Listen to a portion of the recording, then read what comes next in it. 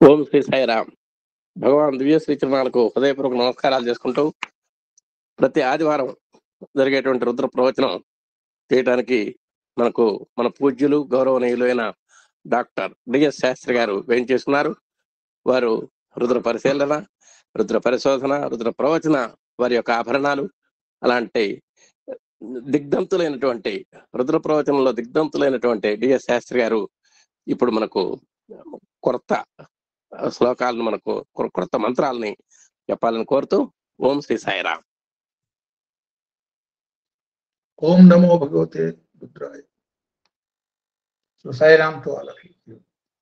ఇప్పుడు మనం యాక్చువల్లీ మూడో అనువాకంలో మంత్రాన్ని సుఖాభ్యో జిగాహింసభ్యం ఉష్ణతాం పతయే నమః ఆ మంత్రాన్ని డిస్కస్ చేస్తున్నాం. ఆల్రెడీ ఒక పార్ట్ మనం డిస్కస్ చేసాం. సుఖాభిభ్యో అన్నప్పుడు ఏమన్నా యంత్రంతో తనని తను రక్షించుకునేవాడు అనే మాటకి అర్థం చెప్పుకునే దానికి మన శరీరమే యంత్రమని, మన శరీరంలో ఉన్న ఆత్మే భగవంతుడని, శరీరంలో ఉన్న భగవంతుడిని కనుక మనం అనుసంధానం చేసుకోగలిగేటట్టయితే విశ్వంలో ఉన్నటువంటి విశ్వాత్మని, అంటే విశ్వమంతా వ్యాపించినటువంటి భగవాన్ని మనం అనుసంధానం చేసుకోగలుగుతామని దీన్ని మనం ఈ పరంగా మనం అర్థం చేసుకున్నాం. ఇందులో భగవాన్ సత్యసాయి బాబా మనకి చెప్పిన మాట, జనం అంతా, సైంటిస్టులంతా, ఈ విశ్వం అంతా కూడా బయట ప్రపంచంలో ఏం కాబోతోంది అని సుదూర ప్రాంతాలకి కోటాను కోట్ల మైళ్ళు ప్రయాణం చేసి ఎక్కడెక్కడో గ్రహాల్లోనూ ఇంకా విశ్వాంతరాళాల్లోనూ వెతుకుతూ కాలాన్ని వ్యర్థపుచ్చుతున్నారు. బయట ఏమున్నదో లోపల అదంతా ఉన్నది. లోపల కనుక మనం తెలుసుకోగలిగేటట్టయితే బయటది కరతలామలకం అవుతుంది. సో మన ఇంట్లో ఉన్నదాన్ని మనం చూడలేకుండా బయట దాన్ని చూసే ప్రయత్నం చేయటమే బాహ్యమైనటువంటి శాస్త్రజ్ఞులు చేస్తున్న పని. ఈ వేద శాస్త్రజ్ఞులు చేసిన పని ఏమిటయ్యా అంటే బయట చూడటం మానేసి అంతర్ముఖీనమైనారు. అంతర్ముఖీనం యోగ ప్రక్రియతో, లేదా సాధనా ప్రక్రియతో, లేదా ధ్యాన ప్రక్రియతో, లేదా అఖండమైన భక్తి మూలంగా తన్మయత్వంతో అంతర్ముఖీనత సాధించినటువంటి మహానుభావులు అఖండమైనటువంటి విశ్వరహస్యాలన్నీ కనుక్కున్నారు అన్న పరంగా ఆ శృకావిభ్యోని మనం అర్థం చేసుకోవచ్చు. సో శృకావిభ్యో అంటే మన శరీరంలో ఉన్నటువంటి ఆత్మకి విశ్వంలో ఉన్నటువంటి భగవంతుడికి ఏమాత్రం తేడా లేదు. పరిమాణంలో తేడానే తప్ప పరిణామంలో తేడా లేదు అన్న భావన మనం అర్థం చేసుకోవచ్చు. అంటే ఇప్పుడు ఫర్ ఎగ్జాంపుల్ మనం దీపారాధన వెలిగిస్తాం. ఆ దీపారాధనలో వెలిగించే దీపానికి కార్చిచ్చు అరణ్యం మొత్తాన్ని దహనం చేస్తున్నటువంటి అఖండమైనటువంటి అగ్నికి అగ్ని పరంగా, లక్షణ పరంగా ఏం తేడా లేదు. ఈ దీపారాధనలో చిన్నగా ఉన్నది, కంట్రోల్డ్ పొజిషన్లో ఉన్నది, మనం దాన్ని మనమే వెలిగించాము కొంతసేపు. ఇది అదే విశ్వమంతా పెరుగుతున్నటువంటి జ్యోతిర్మయమైనటువంటి స్థితిగా ఆ కార్చిచ్చు పరంగా అగ్నిని మనం ఊహించవచ్చు. అగ్ని ఒక కారుచిచ్చులాగా ఒక కొన్ని వేల కిలోమీటర్ల అరణ్యం మొత్తాన్ని దహిస్తున్నప్పుడు ఉండే స్థితిని సాధారణమైనటువంటి అగ్ని అనుకుంటే, ఈ అగ్నికి దహించే శక్తి విశ్వమంతా వ్యాపించినటువంటి పరాశక్తిగా రుద్రుణ్ణి ఈ మంత్రం మనకి చెప్తోంది. అంటే మనలో ఉన్నటువంటి జ్యోతిర్మయ తత్వం దీపంలాగా కొంచెంగా ఉంటే, బయట ఉన్నటువంటి అగ్ని లేదు సూర్యులో ఉన్నటువంటి అగ్ని ఆ మొత్తం కారుచిచ్చులాగా చాలా పెద్దగా ఉంటే, విశ్వమంతా వ్యాపించినటువంటి ఏకైక శక్తి, ఒకే ఒక శక్తి, అన్నిటికీ ఆధారభూతమైనటువంటి శక్తి, ఆ శక్తిని పరమేశ్వరుడు లేకపోతే పరమేశ్వరి లేకపోతే శివశక్తి లేకపోతే సాయిరామ్ అన్న పేరుతో మనం అర్థం చేసుకునే ప్రయత్నం చేస్తున్నాం. అంటే ఈ పరంగా శరీరంలో అంతర్ముఖీనంగా మనం ప్రయత్నం చేసుకునేటట్టయితే బాహ్యంలో ఉన్న మొత్తం కూడా మనకు కనపడతాయి అన్న పరంగా ఈ శృకావిభ్యోని మనం అన్వయం చేసుకున్నాం. సో ఈ శృకావిభ్యో తర్వాత ఇమ్మీడియట్ గా వచ్చింది జిగాహింసభ్యో, రక్తాన్ని పీల్చడం. రక్తాన్ని పీల్చేవాడు రాక్షసుడు రక్తం పీల్చాడు అంటారు. అంటే రాక్షసత్వాన్ని గురించి కాదు ఇక్కడ మనం మాట్లాడుతున్నది. మన శరీరం రక్షింపబడాలి అంటే ఆయన ప్రోగ్రెస్. ఇందులో మొట్టమొదటి 1వ అనువాకంలో మంత్రం చెప్తాడు ఏమిటది. సో మొట్టమొదటిది తనలో ఉన్నటువంటి చైతన్యాన్ని రక్షించడం. రక్షించబడిన తర్వాత పురోగతి. ముందు రక్షణ, తర్వాత పురోగతి. సో ముందు రక్షణ తర్వాత అధ్యవోచ అధివక్త. సో ముందు రక్షించబడ్డాక, శరీరం రక్షించబడ్డా ముందు ప్రాణం నిలిచిన తర్వాత సాధన. కాబట్టి ప్రాణానికి అవసరమైనటువంటి ప్రక్రియలన్నీ కూడా ఏ మాదిరిగా ఈ శరీరం అనే యంత్రంలో భగవంతుడు ఏర్పాటు చేశాడన్న వివరాలన్నీ కూడా ఈ మంత్రంలో మనకి చాలా స్పష్టంగా కనపడుతున్నాయి. సో ఈ దీన్ని మనం అర్థం చేసినప్పుడు యాక్చువల్లీ జిహాగం అంటే ప్రకృతి పురుషుల యొక్క సమన్వయం చేసుకోవటం చేత అయితేనే ఆధ్యాత్మిక స్థితి అనుభూతి మనం పొందగలుగుతాము. ప్రకృతి పురుషుడు రెండు వేరు వేరు కాదు. ఇవాళ మనం ఏమనుకుంటున్నాం, పూజ చేసేటప్పుడు భగవంతుడు మన గుళ్ళో ఉన్నాడు, లేదా మనం ఎదుర్కొన్నా ఉన్నాడు, లేదా భగవాన్ సత్యసాయి బాబా నడుస్తున్నటువంటి మన కళ్ళ ముందు నడిచినటువంటి భగవాన్ సత్యసాయి బాబా మాత్రమే భగవంతుడు, లేదు వాడు శివభక్తుడైతే శివుడు మాత్రమే భగవంతుడు, విష్ణువు మాత్రమే భగవంతుడు. ఈ మాదిరిగా మన భావనలు ఆ సంకుచితమైనటువంటి భావనలు కాకుండా విశ్వ విరాట్ స్వరూపంగా భగవంతుడి యొక్క తత్వాన్ని మనం అర్థం చేసుకోమన్న సందేశాన్ని రుద్రం మనకిస్తూ, ఆ విశ్వ విరాట్ తత్వాన్ని మనం అర్థం చేసుకోవడానికి ఆధారభూతంగా ఈ శరీరాన్ని చూడండి. అంటే విశ్వ విరాట్ స్వరూపం మనకు అర్థం కావాలంటే మన అంతర్గతమైనటువంటి మన శరీరము, మన మనస్సు, మన ఆత్మని గురించి మనకు అవగాహన అనుభూతి కలిగితే అది ఆటోమేటిక్గా అయిపోతుంది. దీన్ని ఎన్నో రకాలుగా చెప్పారు.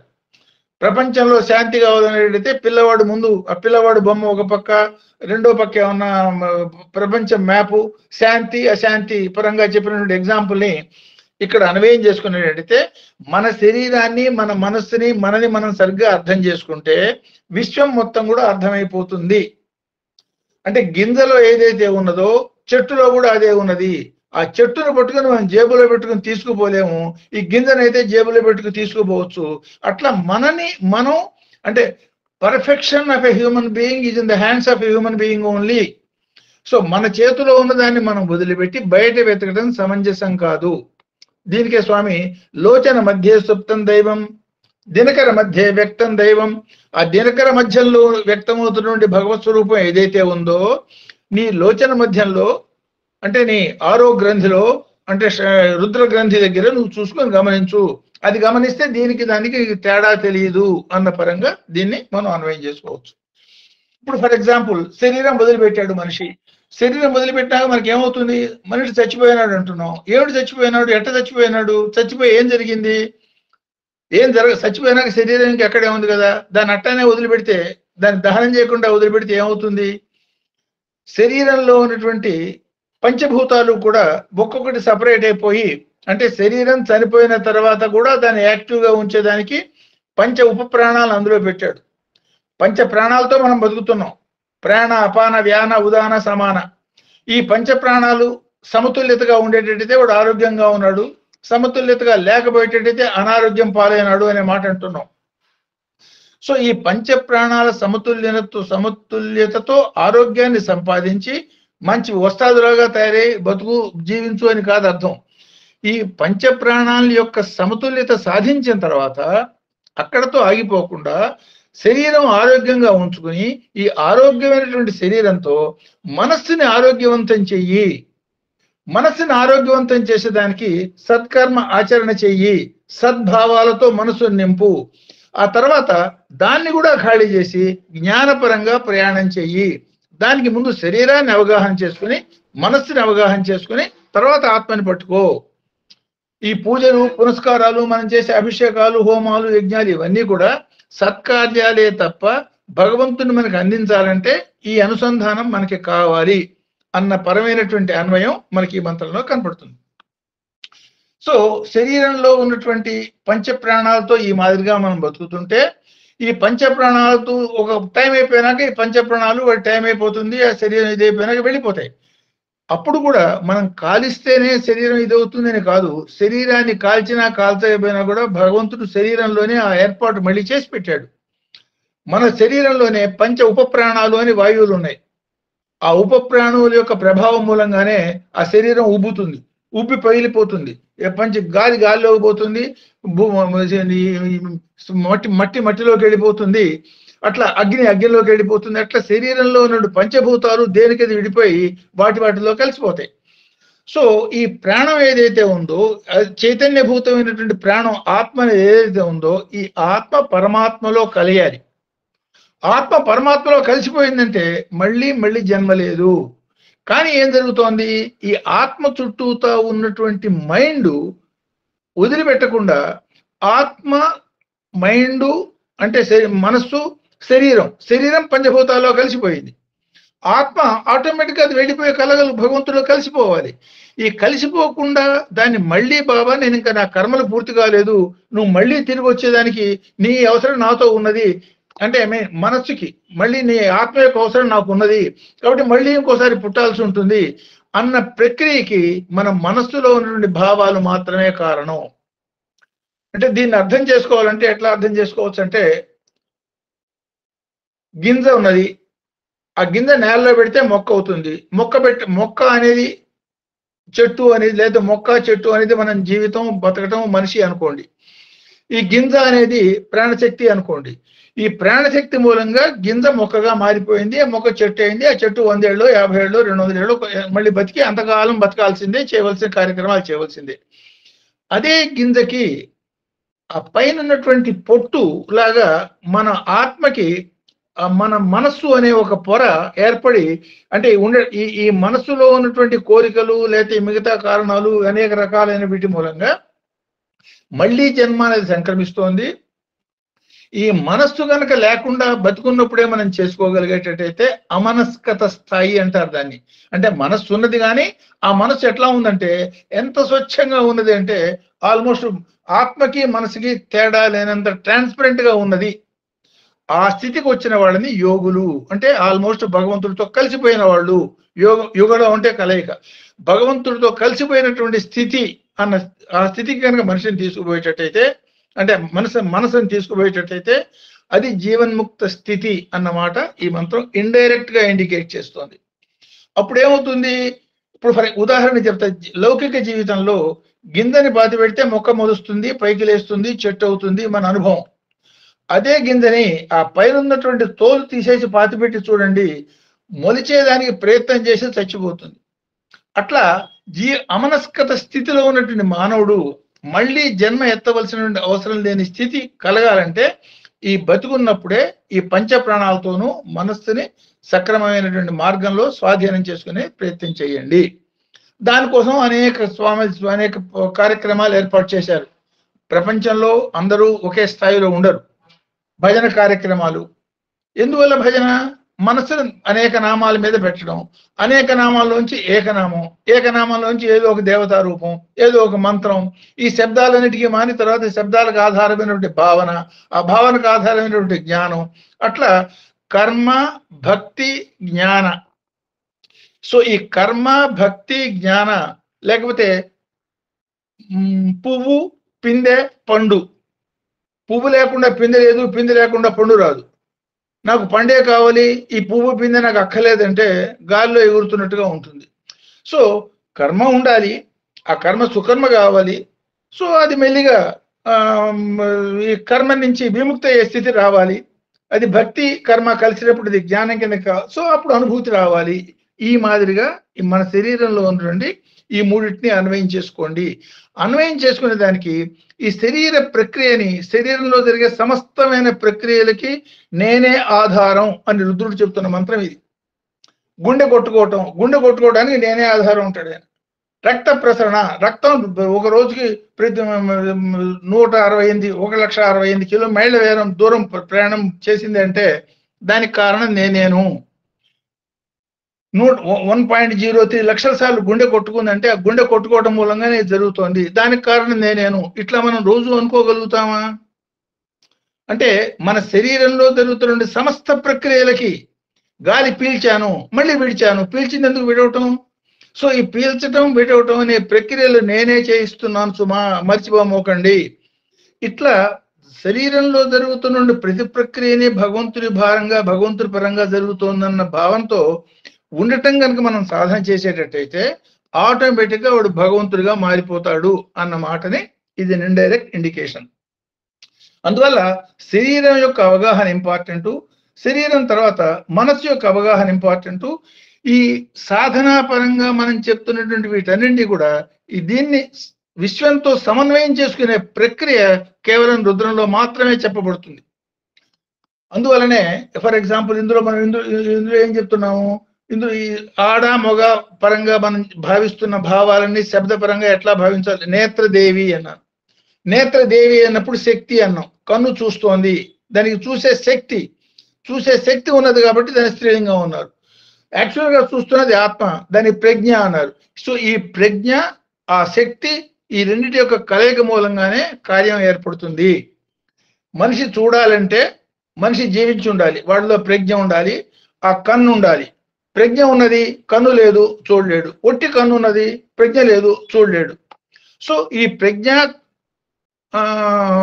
శక్తుల యొక్క కలయిక, ఇట్లా ఈ సమన్వయంతోనే మనం పొందవలసినటువంటి భగవంతుడి యొక్క అనుభూతి పొందాలి అన్న పరంగా ఈ మంత్రాన్ని మనం, అంటే ప్రకృతి పురుషుల యొక్క సమ్మేళన, ప్రకృతే పురుషుడు అన్న అనుభవం అప్పుడు కలుగుతుంది. ఒక్కసారి రాముల వారు అరణ్యంలో పోయినప్పుడు ఋషులు చేసిన ప్రశ్న ఒకసారి గుర్తు తెచ్చుకోండి. వెనక ఒకసారి డిస్కస్ చేసాం అన్నమాట. ఈ ఋషులంతా రాముల వారిని ప్రశ్న వేస్తారు. ఆయన బయలుదేరి అప్పటిదాకా జరిగిన సత్సంగ కార్యక్రమం అంతా అయిపోయినాక వెళ్ళిపోబోతున్నప్పుడు, స్వామి ఇప్పటిదాకా మీరు చెప్పినవి చాలా అమోఘంగా ఉన్నాయి, మాకు అర్థమైనవి. సో మా జీవన విధానంలో అనుక్షణం భగవంతుని గుర్తుపెట్టుకోవాలంటే మేము ఏం చేయాలి, మర్చిపోతూ ఉన్నాము, ఏం చేయాలని అడిగితే, సీతాదేవి ముందు రాముడు వెనకాల, ఆయన వెనకాల లక్ష్మణుడు, ఆ మాదిరిగా బయలుదేరిన వాళ్ళు ఏమీ మాట్లాడకుండా ఆ సీత కన్నా ముందు తను వచ్చి, అంటే ముందు రాముడు వెనకాల సీత తర్వాత లక్ష్మణుడుగా బయలుదేరి వెళ్ళిపోయినారు. సందేశం అంతే. ఆ సందేశాన్ని వాళ్ళు అర్థం చేసుకునే విధానం చూడండి. సీతాదేవి ప్రకృతి స్వరూపం, ప్రకృతిని ప్రకృతిగా మనం చూస్తున్నాం. ఓ చాలా అందమైంది, లేదు చాలా బాగుంది. సో ఇది ప్రకృతిని ప్రకృతిగా చూడకుండా ప్రకృతిని సొంతం చేసుకునే ప్రయత్నం, అప్పుడు స్వార్థం కలిగినప్పుడు ప్రకృతిని సొంతం చేసుకునే ప్రయత్నం కలుగుతుంది. దాని మూలంగా రావణాసురుడు అయిపోతాడు. ఆ ప్రకృతిని ప్రకృతిగా చూసిన వాడు సైంటిస్ట్ అవుతాడు. ఆ ప్రకృతిని భగవంతుడిగా చూడటం చేసిన వాడు జ్ఞానం అవుతాడు అన్న సందేశాన్ని స్వామి ఇండికేట్ చేశారు. ప్రకృతిని చెరబట్టిన రావణాసురుడు అతపతనానికి పోయినాడు. ప్రకృతిని ప్రకృతి మాదిరిగానే చూసిన వాడు, ఆహాహా ఎంత బాగుంది, ఆహ్లాదంగా ఉంది, ఈ చెట్టు ఈ కాయ ఇచ్చింది, ఆ చెట్టు ఆ కాయ ఇచ్చింది. సో సైంటిఫిక్ నాలెడ్జి, ఆరోగ్యమైన జీవితం కలుగుతుంది. ఆ ప్రకృతిని భగవంతుడిగా చూసిన వాడు జిజ్ఞాసు, యోగి అవుతాడు, భగవంతుడి యొక్క అనుభూతి పొందుతాడు అన్న సందేశాన్ని అందులో ఇండికేట్ చేశారు. అంటే ఇక్కడ ప్రకృతి పురుషుడు రెండూ ఒకటైనా వేరువేరుగా ఉన్నటువంటి వాటిని సమన్వయం చేసుకుని విశ్వమంతా ఉన్నటువంటి ఏకైక వ్యాపక శక్తి భగవత్ శక్తిని సర్వత్రా అనుభూతం చేసుకునే దానికి ప్రయత్నం చేయటమే రుద్రం యొక్క ధ్యేయం అన్న పరంగా దీన్ని మనం అన్వయం చేసుకోవచ్చు. సో ఈ జిగాగంతోధ్యాలో ఈ శరీరం యొక్క శక్తి, అంటే శరీరంలో ఉన్న రక్తనాళాలు, ఏ రక్తనాళాలు ఏ మాదిరిగా పేర్లు పెట్టారు, దానికే అమ్మవారి పరంగా సర్వ సంక్షోభిణి, సర్వ విద్రావణి, ఈ నామాలన్నీ దేవి ఖడ్గమాలలో ఎట్లా ఉన్నాయో కూడా ఒకసారి చెప్పుకున్నాం. సో దీనికి కారణం ఏమిటయ్యా అంటే, ఎందుకు ఈ మాదిరిగా పెట్టారంటే, ఈ రెండిటి యొక్క అనుసంధానాన్ని అర్థం చేసుకున్నప్పుడు మాత్రమే అంటే ఒక గింజ నేలలో పెట్టినప్పుడు చెట్టుగా ఏ మాదిరిగా అవుతుందో అట్లా మనిషి అనే గింజ అది సక్రమంగా కనుక మొలిచేటట్టయితే విశ్వ విరాట్ తత్వం అవుతుంది, విశ్వ విరాట్ స్వరూపుడిగా వెలుజిల్లుతాడు అన్న మాట ఈ మాత్రం ఇండికేట్ చేస్తుంది. ఇవన్నీ జరుగుతాయా? ఒకసారి షిరిడి సాయిబాబా చెప్పిన మాట గుర్తుపెట్టుకోండి. స్వామిని దర్శనం చేసుకున్న వాళ్ళందరూ భగవంతుడు అయిపోతారు, భగవంతుడి యొక్క దర్శనం పొందారు కాబట్టి వీళ్ళంతా మోక్షం పొందుతారా అని అడుగుతాడు ఆయన. ఆయన ఏం చెప్తాడు? ఏం మాట్లాడు. చూస్తున్నటువంటి విరగబూచిన మామిడి చెట్టు వైపు చూపించి, ఆ పూలన్నీ పళ్ళైతే ఎంత బాగుండు అంటాడు. అందరికీ తెలుసు అన్ని పూలు పళ్ళు అవుతాయా? అన్ని పళ్ళు, అన్ని పిందెలు నిజంగా కీల్చి చివరిదాకా ఉండి పండే ఆ పండు పండి ఆ టెంక మళ్ళీ మొక్క మొలుస్తుందా? కానీ జరిగే అవకాశం ఉందా లేదా? ఉంది. ఎప్పుడు జరుగుతుందంటే ఆ పువ్వు చెట్టునే అంటిపెట్టుకుని ఉండాలి, ఆరోగ్యంగా ఉండాలి, జీవించి ఆరోగ్యంగా ఉండాలి, దెన్ పూర్తిగా పరిణితి పొందుతూ ఉండాలి, కాలం యొక్క అవగాహనతో ఉండాలి, గాలివాన్లకి వాటికి రాలిపోకుండా చెట్టును పట్టుకునే ఉండాలి. అట్లా ఎవడైతే భగవంతుడి యొక్క చరణాలని విశ్వాసంగా ఆయన చెప్పిన మార్గాన్ని పట్టుకుని వదిలిపెట్టకుండా దాన్నే అంటిపెట్టుకుని ఉంటాడో, ఎస్ ఆ చెట్టు, ఆ పువ్వు పిందవుతుంది, ఆ పిందె కాయ అవుతుంది, ఆ కాయ పండు అవుతుంది, ఆ పండులోంచి వచ్చిన టెంక మళ్ళీ మొక్క మొలుస్తుంది. ఆ స్థితి దాకా పోయేదానికి అవకాశం ఉంది. అవుతుందే, అవటం అనేది నీ చేతిలో ఉంది. అంటే బాధ్యత మన మీద ఉన్నది. ఒక్కసారి మళ్ళీ ఇక్కడ మర్కట కిశోర న్యాయము, మార్జాల కిశోర న్యాయం ఒకసారి గుర్తు చేసుకోండి. చిన్నతనంలో మార్జాల కిశోర న్యాయం అబ్సల్యూట్లీ రైట్. అంటే పిల్లి తన పిల్లని నోటితో పట్టుకొని ప్లేసులన్నీ తిప్పి దాన్ని రక్షిస్తుంది. అట్లా భగవంతుడు మనని రక్షించి ఒక స్టేజ్కి పట్టుకొచ్చి ఒక అవగాహన కలిగించి ఒక సేవా దృక్పథం కలిగించి ఒక భజన ఏర్పాటు చేసి సమితులన్నీ ఏర్పాటు చేసి ఓ రుద్రం అని ఇవన్నీ ఇవన్నీ చేశారు. ఇదంతా మార్జాల కిశోర న్యాయము. గ్రాయకం వచ్చింది. ఏం చేస్తే మనకి భగవంతుడి యొక్క అనుభూతి కలుగుతుందో మనకి తెలిసింది. ఈ తెలిసిన దాన్ని ప్రాక్టీస్ లో పెట్టి పొందవలసిన ఫలితాన్ని పొందుతున్నామా? దాన్నే ఎర్లియర్ ఒకసారి చెప్పిన మాట ఒక్కసారి గుర్తు చేసుకోండి. Cap, not CAP cap but KAP cap. Knowledge, acceptance, practice. నేను భగవంతుణ్ణి, మీరు కూడా భగవంతుడే. ఇట్లా మీరు చేస్తే మీకు నాకు తేడా లేదు, నేను నువ్వు ఒకటేను అన్న అనుభూతి మీకు కలుగుతుంది. ఈ నాలెడ్జ్ భగవంతుడు మనకి ఇచ్చాడు. దానికి ఏం చేయాలో చెప్పాడు, ఏ లిటరేచర్ ఇవ్వాలో ఇచ్చాడు, ఏ ఆచరణ చేయాలో అన్నీ చెప్పారు. అన్నీ చెప్పిన తర్వాత దాన్ని యాక్సెప్ట్ కూడా మనం చేశాం. కాబట్టి మనం సత్యసాయి సేవకులు లేకపోతే సత్యసాయి సేవా సమితి సభ్యులు ఈ పేర్లు పెట్టుకుని పిలుచుకుంటున్నాం. మళ్ళీ ఇక్కడికి వచ్చినా కూడా సో వాడికన్నా నేను గొప్ప, నాకన్నా వీడు గొప్ప, లేకపోతే వాడికన్నా నేను బాగా పాట పడతాను, నీకన్నా నేనే ఎక్కువ చేస్తాను, ఇందులో పడి గనక పక్క వాళ్ళతో పోటీ పడే పద్ధతి, అంటే పురోగతికి పోటీ పడచ్చు, నీకన్నా నేను గొప్ప అనే పద్ధతిలో పడే పద్ధతిలో కనుక పోయేటట్టయితే ఏ నాలెడ్జి ఆయన ఇచ్చాడు, దేన్ని మనం యాక్సెప్ట్ చేసాము, దాని మాయలో పడి మరిచిపోయి పొందవలసిన మార్గం కాకుండా వేరే మార్గం పోతున్న వాళ్ళం అవుతాము. లేదు, ఆయన ఏ మార్గం చూపించారో ఆ మార్గంలోనే మనం ప్రయాణం చేసేటట్టయితే, ఆ చెట్టుకే ఆ పువ్వు అంటి పెట్టుకుని ఉండేటట్టయితే, ఆ పువ్వు పిందె కావటం, ఆ పిందె పండు కావటం, ఆ పండు అందరికీ ఉపయోగపడటం అనేది 100కి 100 పాళ్ళు జరిగే ప్రక్రియ. ఆ పరంగా కూడా ఈ మంత్రాన్ని మనం అన్వయం చేసుకోవచ్చు. అంటే సో దేవి ఖడ్గమాలలో చెప్పినటువంటి 14 నామాలు, అమ్మవారి శక్తులు అయితే ఏవైతే ఉన్నాయో అవి మన శరీరంలో ముఖ్యాతి ముఖ్యంగా గుండె నుంచి రక్తాన్ని బయటికి తీసుకుపోయి మళ్ళీ బయట నుంచి రక్తాన్ని ప్యూరిఫికేషన్ కోసం గుండెకు పట్టుకొచ్చే 14 ప్రధానమైనటువంటివి. వాటిల్లో చిట్ట చివరి 3 చెప్పినవి ఇడ, పింగళ, సుషుమ్న. సో ఆ ఇడా సుషుమ్న పింగళ అనేవి, ఇడా పింగళ అటు ఇటు, సుషుమ్న మధ్యలో. ఈ ఇడా సుషుమ్న పింగళ అనేవి ఈ మూడిటినే వాటిని త్రిమూర్తులు లేదా త్రిశక్తులు అంటారు. అంటే మోస్ట్ ఇంపార్టెంట్ అండ్ ఫైనల్ 3. మిగతా దేవతా స్వరూపాలు. అంటే ఈ 14 దేవశక్తులు, దైవీ శక్తులు, ఈ 11 దైవీ శక్తులు, 3 బ్రహ్మ విష్ణు మహేశ్వరు లాంటి శక్తులు. సో ఇది ఒక్కసారి ఆలోచించినాక, ఈ ఒక్కసారి అవగాహన అయినాక, అంతకుముందు జరిగిన సంఘటనలో, అంతకుముందు ఒక సత్సంగంలో చెప్పిన మాట ఒక్కసారి దానికి అన్వయం చేసుకోండి.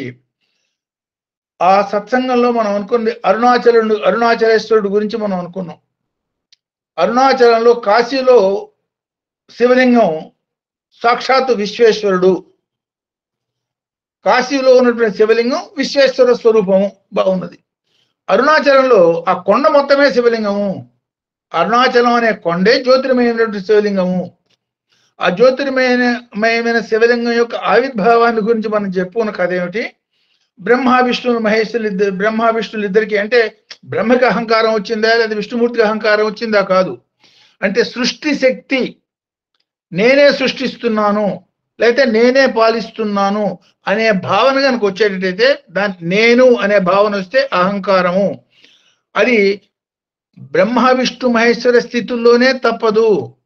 ఆ లెవెల్లో వచ్చినా దాని అహంకారం కింద పనిష్మెంట్ ఉంటుంది అనే భావన ఉన్నప్పుడు, మనపోటి వాళ్ళకి, సాధారణమైన సాధకులకి, ఇంకా పూర్తిగా కన్ను తెరిచి తెరవకుండా ఉన్న వాళ్ళకి అహంకారం ఏం చేస్తుంది పరంగా ఆ కథను మనం అన్వయం చేసుకోవాలి. సో ఈ అహంకార పరంగా ఇద్దరు బ్రహ్మ విష్ణుల్లో ఎవరిని ముందు చూశారు, కాబట్టి ఎవరు గొప్ప, ఎవరు ముందు ఎవరు వెనక అన్న భావన వచ్చినప్పుడు ఆ ఇద్దరికి మధ్యలో ప్రత్యక్షమైంది జ్యోతిర్మయ లింగం ఉన్నారు. సో ఆ జ్యోతిర్మయ లింగం యొక్క ఆది అంతం చూసి ఎవరైతే వస్తారో వాళ్ళు గొప్ప అని తేల్చుకోండి అని ఇద్దరు ప్రయత్నం చేస్తారు. ఒక్క 10 నిమిషాలు ప్రయత్నం చేయగానే విష్ణుమూర్తి భూమిలోకి పోయి దాని ఆది చూసేదానికి, ఈయన హంస స్వరూపుడు కాబట్టి హంసని వాహనంగా కాబట్టి పైకి పోయి అంతం చూసేదానికి ప్రయత్నం చేస్తారు. విష్ణుమూర్తి ఒక్క 10 నిమిషాల్లో రియలైజ్ అయ్యి ఇదేమిటి, బయట ఎందుకు వెతుకుతున్నాం, మనం బయట వెతకటం మూలంగా ఏం పొందగలుగుతామని అంతర్ముఖీనుడు అవుతాడు. అంతర్ముఖీనంగానే తనలోనే ఉన్నటువంటి ఆ జ్యోతిర్మయ స్తంభం దానికి గోచరం అవుతుంది. ఇది ఆ సుషుమ్నా నాడి. ఎప్పుడైతే ఆయన నమస్కారం చేస్తాడో, శరణాగత భావంతో ఎప్పుడైతే నమస్కారం చేస్తాడో ఆటోమేటిక్ గా నీకు నాకు తేడా లేదు, నువ్వే నేను, నేనే నువ్వు, శివుడే విష్ణువు, విష్ణువే శివుడు అన్న తత్వం ఆయనకు అవగాహన అయిపోతుంది. అవగాహన అయిపోయినాక ఒక నమస్కారం పెట్టి శరణాగత భావంతో సైలెంట్ గా వచ్చి ఊరుకుంటాడు.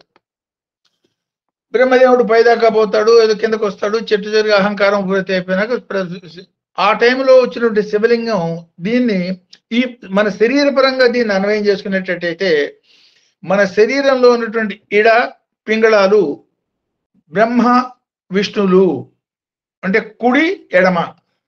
సో ఈ ఎడమ కుడిలు రెండు బ్రహ్మ విష్ణులు కనుక అయ్యేటట్టయితే ఆ మధ్యలో ఉన్నటువంటిది జ్యోతిర్మయ శివలింగము. వీటి యొక్క శక్తి ఏమిటయ్యా అంటే ఈ శ్వాసని మనకి కంఠం దాకానే, ముక్కు దాకానే, బురుగుటి దాకానే తీసుకుపోయే శక్తి శ్వాసకు ఉన్నది. గాలి మనం పీల్చాం, ఎక్కడి దాకా వస్తుంది, భ్రూమధ్యం దాకా వస్తుంది. భ్రూమధ్యం దాకా వచ్చిన గాలి ప్రాణవాయువు మళ్ళీ కిందకి వెళ్ళిపోతుంది. సో గీతలో కృష్ణుడు చెప్పిన యోగం ప్రాణ అపాన, లాస్ట్ టైం వస్తే జస్ట్ టచ్ చేసి వదిలిపెట్టాను. ఈ ప్రాణ అపాన పరంగా ఒకసారి ఆ యోగ పరంగా ఆలోచించేటట్టయితే దాన్ని దీంతో కలపడం మూలంగా సర్క్యూట్ అయిపోతుంది. ఎప్పుడైతే సర్క్యూట్ అయిపోతుందో అదే శివలింగము, అదే జ్యోతిర్మయ తత్వము. సో ఈ అనుభూతి పొందేదానికి చేసే ప్రయత్నానికి సంబంధించిన 3 నాడులు ఇడ పింగళ సుషుమ్న. సో వాయువుతో మనం భగవంతుని పొందొచ్చు అనుకోవటం పొరపాటు, కానీ వాయువుతోనే సాధన చేయాలి, ప్రయత్నం చేయాలి.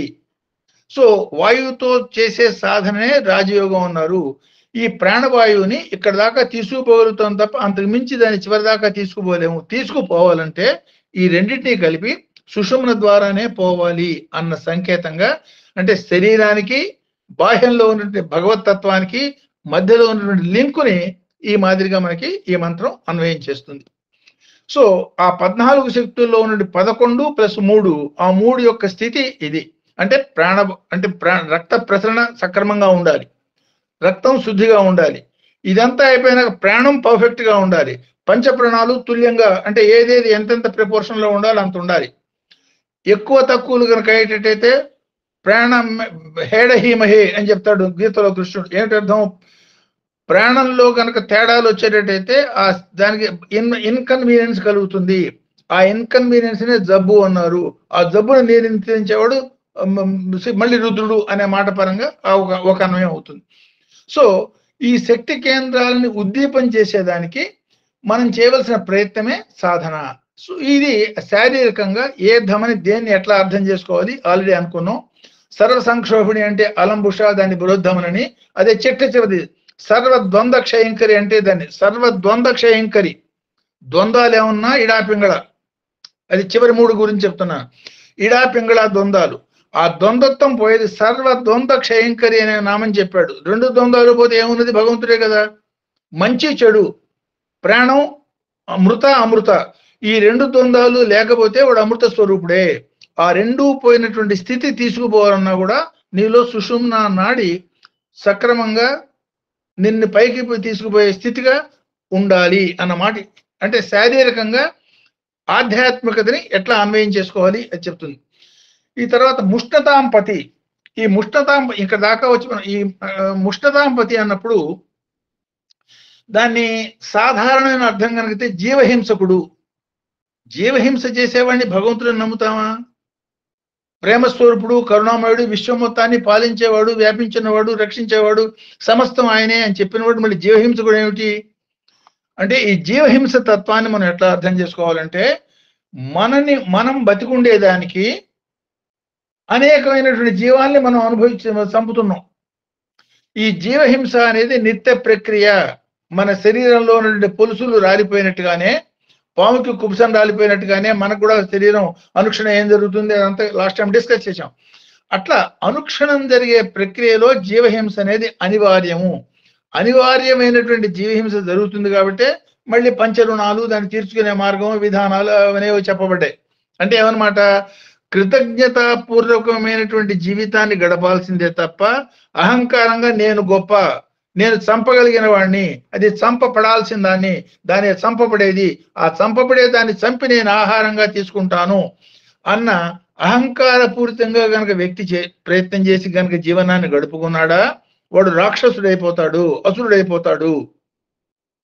లేదు, కృతజ్ఞతాపూర్వకం అదే జరుగుతోంది. చంపడం అనేది తప్పదు, తినటం అనేది తప్పదు, బతకడం అనేది తప్పదు. కానీ భావనలో గనక అహంకారపూరితమైనటువంటి భావంతో ఏ వస్తువుని మనం అనుభవించిన, ఒక పండైనా సరే, ఒక కాయ అయినా సరే, మాంసాసనమైనా సరే, లేకపోతే ఒక మాట అయినా సరే, అహంకార పూరిత పరంగా వచ్చిన పద్ధతిలో అది వాడిని క్రమంగా అసురుణ్ణి చేస్తుంది. లేదు, కృతజ్ఞతాపూర్వకంగా వచ్చింది అది అమరుణ్ణి చేస్తుంది. ఈ రెండు నీ చేతిలోనే ఉన్నాయి. ఏ భావనతో విశ్వాన్ని అప్రోచ్ అవుతావు, ఏ భావంతో నువ్వు ప్రకృతి దగ్గరికి నువ్వు చేరతావు, దాన్ని బట్టి నీ అసురత్వం సురత్వం అనేది అర్థమవుతుంది. అసుర అనే దానికి కూడా అది బూతు మాట అనేది కాదు. అసురుడు అంటే మన రాక్షసుడు అంటే మన సినిమాలు చూపించే సినిమా నాలెడ్జ్ ప్రకారం వాడికి ఒక పెద్ద మీసాలు, పెద్ద కూరలు ఇవన్నీ ఆలోచిస్తాం. That is not that.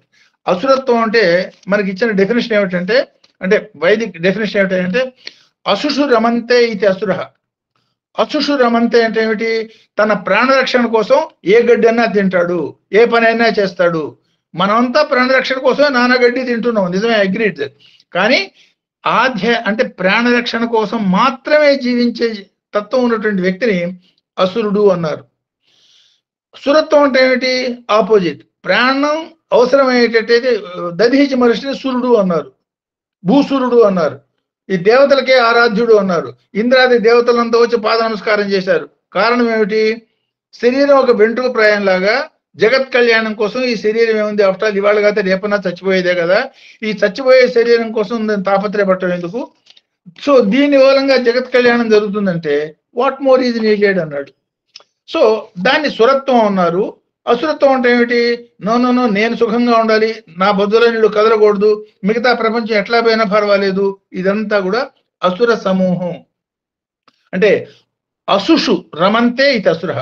కాబట్టి శరీరమే సర్వం అనే భావించే తత్వం ఎక్కడైతే ఉంటుందో, అంటే ఒకసారి ఈ డెఫినేషన్ ప్రకారం ఆలోచిస్తే ఇప్పుడు ప్రపంచంలో ఎంతమంది అసురులు ఉన్నారు, ఎంతమంది సుళ్ళు ఉన్నారు, we can easily understand. So దాని నుంచి సురత్వానికి మనం మార్చేదానికి, సురత్వం నుంచి దైవత్వానికి, అంటే దైవం అంటే ఏమిటి, జ్యోతిర్మయ స్వరూపంగా మార్చేదానికి సాక్షాత్తు భగవంతుడు మన మధ్యలోకి దిగి వచ్చాడు. కాబట్టి ఈ అసురత్వం నుంచి సురత్వం, సురత్వం నుంచి దైవత్వం, దైవం నుంచి పరబ్రహ్మత్వం, ఆ స్థితి దాకా పోయేదానికి నీకు అవకాశం ఉన్నది సుమా. ఆ ప్రయత్నం నువ్వు చేస్తావా, చెయ్యి, ముందుకు పో. చేయలేకపోతావా, ఎక్కడ దాకా చేసినా సరే అక్కడ వరకు అది నీ వెంట వస్తుంది. మళ్ళీ ఇంకొక జన్మ, మళ్ళీ ప్రయత్నం, మళ్ళీ సాధన. గమ్యం చేరేదాకా మనిషికి వేరే ఇంతకన్నా దోవలేదు అన్న ఇండికేషన్ కూడా మనం ఇందులో చూడొచ్చు. సో ఈ ముష్టతాంపతి మనం చూసినప్పుడు గాలి పీల్చిన దగ్గర నుంచి, ఆహారం తీసుకున్న దగ్గర నుంచి, నడిచింది, నడవటం, కూర్చోవటం, అంటే అనుక్షణం జరిగేది జీవహింసే. ఈ సమస్తమైనటువంటి జీవహింసకి కారణం ఏమిటి, నాలో ఉన్నటువంటి ప్రాణం నేను బతకటం అనే భావన. సో బతకటానికి మనిషి చేస్తున్నటువంటి అఖండమైనటువంటి జీవహింస ఏదైతే ఉందో, ఈ ప్రాణాలన్నిటికీ పతి నువ్వే కాబట్టి ఈ జీవహింసకులకు కూడా నువ్వే పతివి అనే మాటని పరంగా చెప్తున్నాడు. ఒకసారి భగవాన్ సత్యసాయి బాబా చెప్పిన మాట ఒకసారి గుర్తు చేసుకోండి. అంటే భావన యొక్క ఇంపార్టెన్స్ ఎంతో దానికోసం చెప్తున్నాను. పాత రోజుల్లో ఈ నీళ్లు, కుళాయిలు ఇవన్నీ లేని రోజుల్లో బ్రహ్మాండమైన బావి తెప్పించాడు ఒక ఆయన, మంచినీళ్ళ బావి. ఆ నీళ్లు తాగుతున్నారు, అందరూ సంతోషిస్తున్నారు. ఊరి మొత్తం కూడా ఆహాహా ఎంత గొప్ప పని చేశాడు, ఇంత మంచినీళ్ళ బావి తవ్వించాడు, బానే ఉంది. సో వాడి కొడుకో, వాడు చేసిన వాడికి లేదు, వాడి నెక్స్ట్ తరానికి వచ్చేప్పుడు చూడు మా వంశం వాళ్ళు, మా తాతగారు తవ్వించాడు, ఇది ఇంతమంది తాగుతున్నారు, ఈ పుణ్యం అంతా మాదేను. అట్లాంటి వాడికి స్వామి చెప్పిన సమాధానం ఏమిటంటే, ఎవడో అందులో దూకి చచ్చాడు, ఈ నీళ్లు తాగిన పుణ్యము నీదే, ఆ చచ్చిపోయేదానికి కారణం కూడా నీదే. అంటే కర్తృత్వ భావన ఒక్కసారి అంటుకున్నప్పుడు ఆ మంచి చెడులు మనిషిని ఎట్లా బంధిస్తాయి? గుణపరంగా మళ్ళీ స్వామి చెప్పిన మాట ఒకసారి గుర్తు చేసుకునేటట్టయితే, మంచి కర్మ కూడా బంగారపు సంఖ్యల గుర్తుపెట్టుకోండి, చెడ్డ కర్మ ఇనుప సంఖ్యల. ఇనుప సంఖ్యలు కానీ బంగారు సంఖ్యలు కానీ రెండూ లేకుండా ఉండాలంటే ఈ కర్తృత్వ భావన వదిలిపెట్టండి. కర్తృత్వ భావన వదిలిపెట్టాలే తప్ప కార్యం వదిలిపెట్టమని కాదు. చేయవలసిన సమస్త కార్యాలు చేయండి. చేయవలసినటువంటి సమస్త, ఇప్పుడు ఇంట్లో కానీ బయట కానీ చుట్టాలతో కానీ భార్యాభర్తల మధ్యలో కానీ లేదు సమస్త సమితుల్లో కానీ ఎన్ని వ్యవహారాల్లోనూ యాజ్ ఇట్ ఈజ్ గా సక్రమంగా ఉండవలసిన విధానంగా ఉండి తీరాలి. అట్ ద సేమ్ టైం మనస్సులో మాత్రం ఈ బంధన పెట్టుకోకూడదు అన్న పరమైన భావన ఇండైరెక్ట్ గా ఇందులో ఇండికేట్ అవుతుంది. సో అంటే ఒక్కసారి ఆహారాన్ని గురించి అన్నానాంపతిలో చెప్పిన మాట ఒకసారి గుర్తు చేసుకోండి. తైత్రీయ ఉపనిషత్తులో చెప్పిన మాట ఒకసారి అది గుర్తు చేసుకుంటే, సో అన్నానాంపతిలో ఒక జీవి ఇంకొక జీవికి ఆహారం అనే మాట గుర్తు చేసుకున్నాం. అహమన్నమహమన్ అంటే ప్రతి జీవి కూడా ఇంకొక జీవికి ఆహారమే. సో అన్నంలో అన్నం అంటే విశ్వం అంతా కూడా ఒకదాన్ని ఒకటి ఇంకో దానిలో తినబడి బతకడం అనేది ఒక ప్రక్రియ, అదొక దాన్నే ఫుడ్ సైకిల్ అంటాం మన సైన్స్ లో. అది జరుగుతుంది. సో ఈ జీవన వ్యవస్థలో అనేక రకాలైన హింసలకి కారణభూతమైనటువంటి ఈ శరీరాన్ని మనం రక్షించుకునే ప్రక్రియలో అఖండమైనటువంటి జీవహింస మనం చేస్తాము. ఈ జీవహింస చేస్తున్న వీటన్నిటికీ కూడా పతి ఆయన ముష్టిదాంపతిగా మనం అర్థం చేసుకోవచ్చు. సో తైత్రీయోపనిషత్తులో చెప్పిన మాటని 5 స్థాయిల్లో దీన్ని ఎట్లా మనం అర్థం చేసుకోవచ్చు అంటే, అన్నం బ్రహ్మేతి విజనాత్. అన్నం ఇప్పుడు చిన్న స్థాయిలో చిన్న పుట్టిన పిల్లవాడు, వాడికి ఆ తల్లిపాలే బ్రహ్మస్వరూపం. కొంచెం పెరిగాడు, ఆహారమే బ్రహ్మస్వరూపం. సో ఆ అంటే పెరగడం అనేది వయసుకు సంబంధించి కేవలం వయసుకు మాత్రమే కాదు, జ్ఞానంతో వృద్ధులయ్యేదాకా కూడా వాడికి అన్నమే బ్రహ్మస్వరూపం. 70 ఏళ్ళు వచ్చినా 80 ఏళ్ళు వచ్చినా కూడా కేవలం అన్నం మీదే ఆధారపడుతున్నాడు. అన్నగత జీవిగానే బతికి జ్ఞానం జోలికి కనుక పోకపోయేటట్టయితే వయసుతో నిమిత్తం లేకుండా వాడు అన్నమే బ్రహ్మస్వరూపంగా బతుకుతున్నవాడు అవుతాడు. సో అన్నం బ్రహ్మేతి విజనాథ్తో మొదలుపెట్టి తర్వాత ప్రాణో బ్రహ్మేతి విజనాథ్, ఈ ప్రాణాయామం ప్రక్రియ ఇందా పంచ ప్రాణాలు పంచ ఉప ప్రాణాలు ఈ అర్థం చేసుకుని దాని అవగాహనతో ప్రాణమే అన్నిటికన్నా ముఖ్యం ప్రాణమే. సో అది ప్రాణం బ్రహ్మేతి విజనాథ్. ఆ నెక్స్ట్ స్టేజ్కి వచ్చేటప్పటికి సో విజ్ఞానం. సో ప్రాణో బ్రహ్మేతి మనస్సు, నా మనస్సే బ్రహ్మ, మనో బ్రహ్మేతి విజనాథ్. ఇంకొంచెం పోయేప్పటికి విజ్ఞానం, అక్కడికి వచ్చేటప్పటికి విజ్ఞానం బ్రహ్మేతి విజనాథ్. అది కూడా కాదు, పంచకోశాలు వచ్చేటది ఆనందో బ్రహ్మేతి విజనాథ్.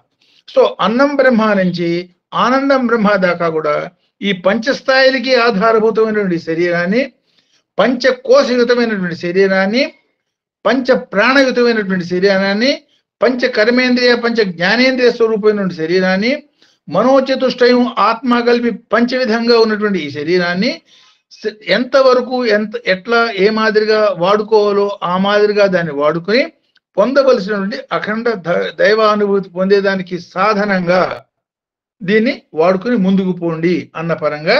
సో దీనికోసమే ఈ శరీరం ఏమేం చేస్తుంది అనే ఆలోచించేటైతే ఈ కార్యకలాపాల్లో కూడా ఈ స్వయం ప్రతిపత్తి ఉన్నది అని అనుకుంటున్నటువంటి ఈ శరీరంలో అనుక్షణం జరిగేది ఈ ప్రక్రియలోనే దాదాపు ప్రతిరోజు కూడా ఒక 600 గ్రాములు కణాలు, అంటే ఒక కణం అంటే ఆల్మోస్ట్ ఎంత తక్కువ బరువు ఉంటుందో యూ కెన్ ఇమాజిన్. అంటే పాముకి పొట్టు ఊడిపోయినట్టుగా పాముకి కుబ్సం లాగానే పొలుసు అని చెప్పానే అట్లా మన శరీరంలో ప్రతిరోజు దాదాపు 600 గ్రాముల కణాలు మరణిస్తాయి.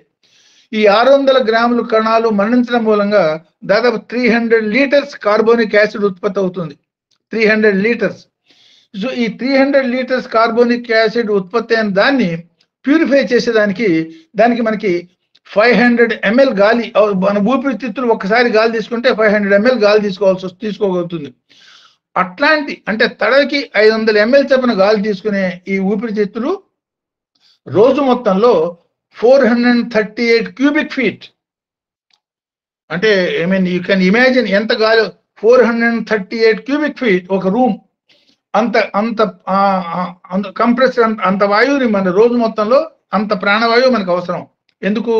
ఇంత ప్రాణవాయువును మనం తీసుకున్నప్పుడు మాత్రమే ఆ ప్రొడ్యూస్ అయినటువంటి 600 గ్రాముల కణాల మరణం మూలంగా వచ్చి చూడండి 300 లీటర్ల యాసిడ్ ని న్యూట్రలైజ్ చేసే అవకాశం కలుగుతుంది.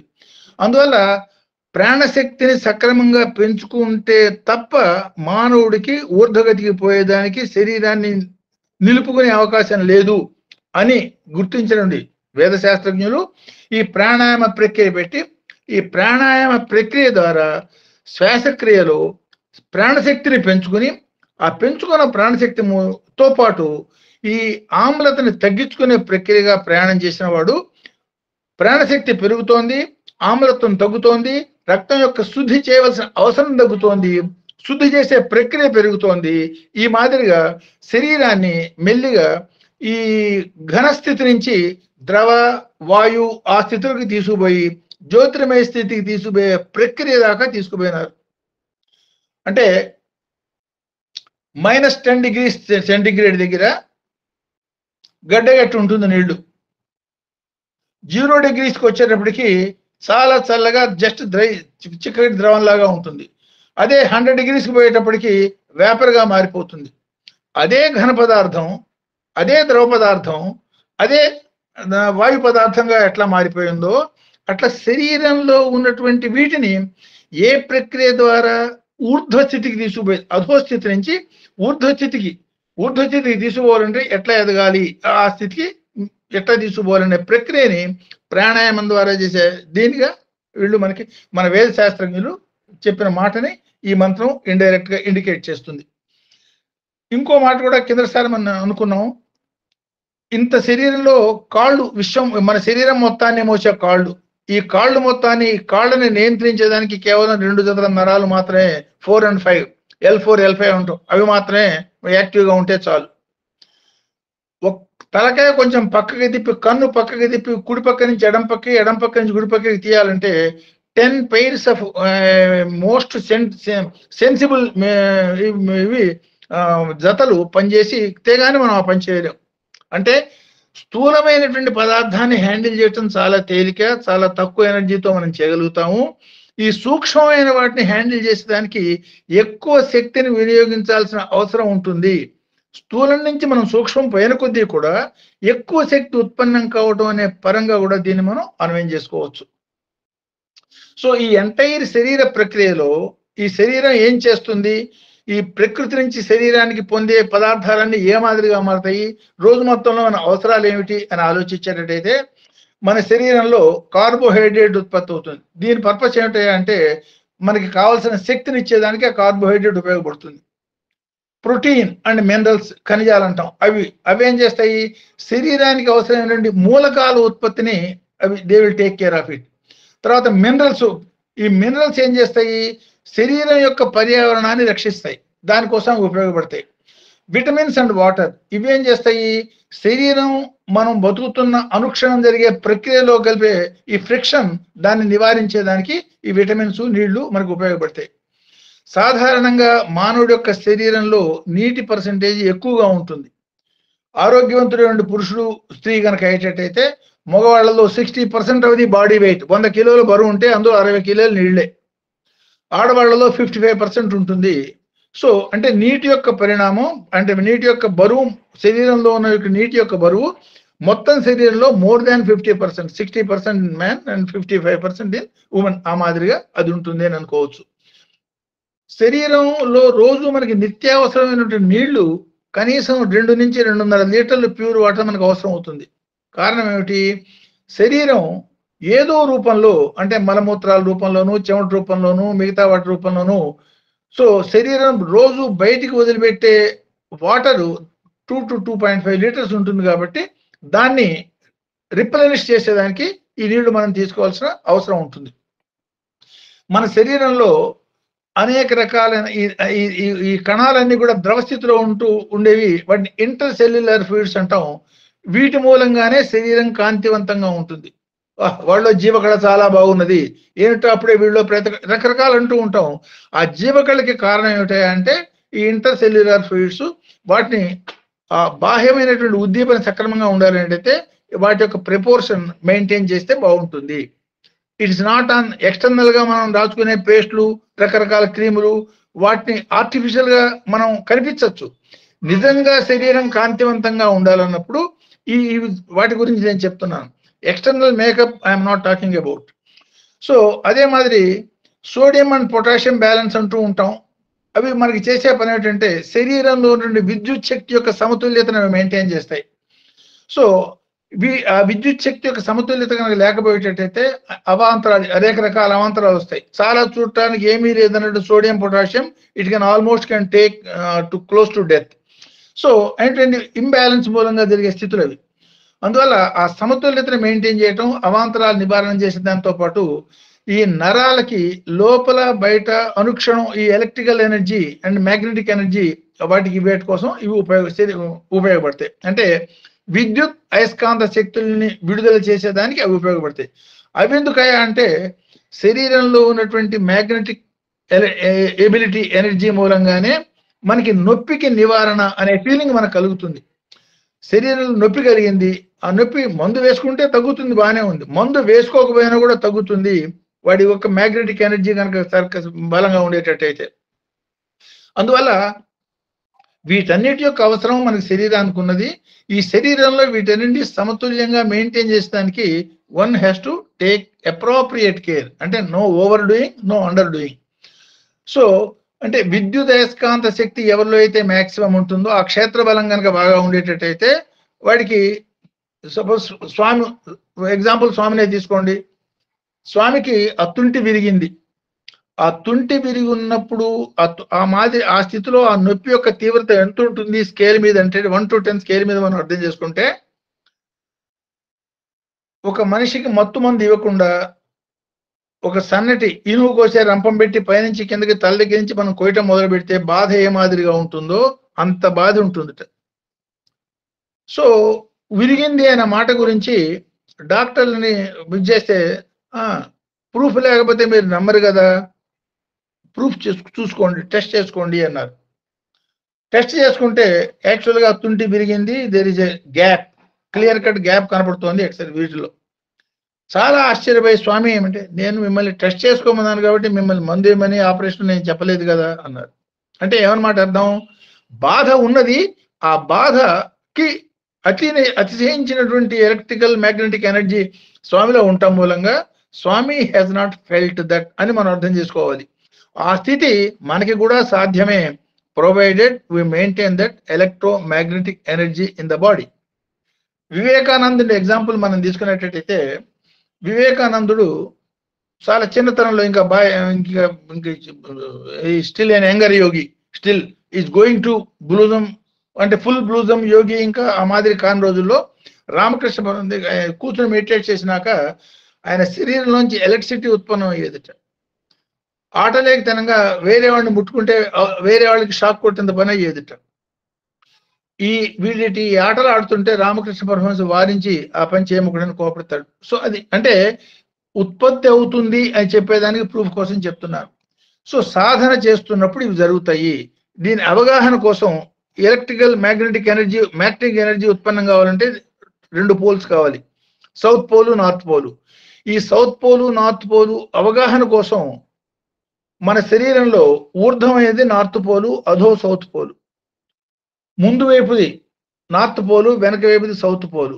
కుడి వైపుది నార్త్ పోలు, ఎడమ వైపుది సౌత్ పోలు. అట్లా అర్థం చేసుకో. అంటే ముందు వెనక, అటుపక్క ఇటుపక్క, పైన కింద, ఆ పరంగా ఆలోచిస్తే పైది నార్త్, కిందది సౌత్.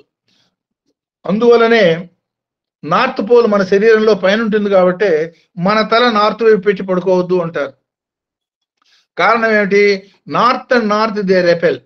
సో రెపెల్లింగ్ ఫోర్సెస్ మూలంగా డిస్టర్బెడ్ సిచ్యుయేషన్ కలుగుతుంది కాబట్టి నార్త్ వైపు తలబెట్టి పడుకోవద్దు. నార్త్ వైపు తలబెట్టి పడుకున్న జంతువుని తలకాయ తీసుకురా అంటే ఏమిటారు, నార్త్ సౌత్ తేడాలనే స్థితిలో ఉన్నటువంటి జ్ఞాని. వాడికి తూర్పు పడమర ఉత్తరం దక్షిణం ఏమీ లేదు, అన్నీ ఒకే ఒక భగవత్ స్వరూపము. అట్లాంటి వ్యక్తి అన్ని రకాల విఘ్నాల్ని నాశనం చేసే గణపతికి శిరస్సు అయ్యేదానికి వాడికి అధికారం ఉన్నది. చూడండి, అంటే పైకి చూడటానికి కథగా ఉన్నటువంటి ఆ సింపుల్ దానిలో ఎంతటి సైంటిఫిక్ బ్యాక్గ్రౌండ్ నాలెడ్జి ఉన్నటువంటి వేదర్శులు పెట్టారో ఆలోచించండి. సో అది వీ బిలాంగ్ టు దట్ సంస్కృతి. దానికి మళ్ళీ మనకు పునరుజ్జీవనం చేసి మనం ఆ స్థితికి పోయేదానికి సాక్షాత్ భగవంతుడే మన మధ్యలోకి వచ్చి మనకు చెప్పవలసింది చెప్పి గైడెన్స్ ఇచ్చారు కాబట్టి, సో ఆ నాలెడ్జ్ యాక్సెప్టెన్స్ జరిగింది కాబట్టి ప్రాక్టీస్ చేయటం, ఫలితం పొందటం, that is our responsibility. So ఈ మాదిరిగా ఈ మంత్రాన్ని మనం అంటే ఏంటి, ఈ గ్రహ నక్షత్ర స్థితులు వీటన్నిటి యొక్క స్థితిని అధిగమించి మానవుడు పైకి పోయి పరబ్రహ్మ దాకా పోవచ్చు అన్న సంకేతంగా ఈ మంత్రాన్ని మనం అర్థం చేసుకోవచ్చు. సో ఈ మంత్రం మొత్తానికి శ్లోక రూపంలో మనం చెప్పుకుంటే, శృకావిద్భ్య ముష్ణతాం రక్తపానాత్ పతయే నమ. అంటే ఈ ముగ్గురికి, అంటే వీటన్నిటికీ కూడా పతి కేవలం భగవంతుడు శివుడు నువ్వే. విశ్వచాలకం సర్వేశం ఏకబిల్వం శివార్పణం. ఈ విశ్వం మొత్తాన్ని నడిపించేవాడు నువ్వే. విశ్వం నడిపిస్తున్నావు అంటే శరీరంలో ఆత్మ మనస్సు శరీరం, ఈ శరీరంలో జరిగే సమస్తమైన ప్రక్రియలకి కూడా ఈ అధిపతివి నువ్వే. అదే మాదిరి ఈ విశ్వం మొత్తాన్ని కూడా నడిపిస్తున్నటువంటి ఏకైక శక్తి నువ్వే. సో వ్యక్తిని విశ్వాన్ని ఏకకాలంలో సమిష్టిగా చాలనం చేసే పరమాత్ముడు భగవాన్ నీ పాదాలకి నా గుణాలని సంబంధించినటువంటి ఈ త్రిగుణాలని నీ పాదాలకి శరణాగతి పూర్వకంగా అర్పిస్తున్నాను పరంగా దీన్ని మనం అర్థం చేసుకోవచ్చు. సో ఈ మంత్రాన్ని ఇది మనం ఈ మాదిరిగా జస్ట్ అన్వయం చేసుకున్నాం. సో ఈ మంత్రం ఇప్పుడు లాస్ట్ టైం చెప్పింది అడగబోయినా ఇప్పుడు ఈ మొత్తంలో డౌట్స్ ఏదైనా ఉందంటే that will discuss. So Sairam all of you.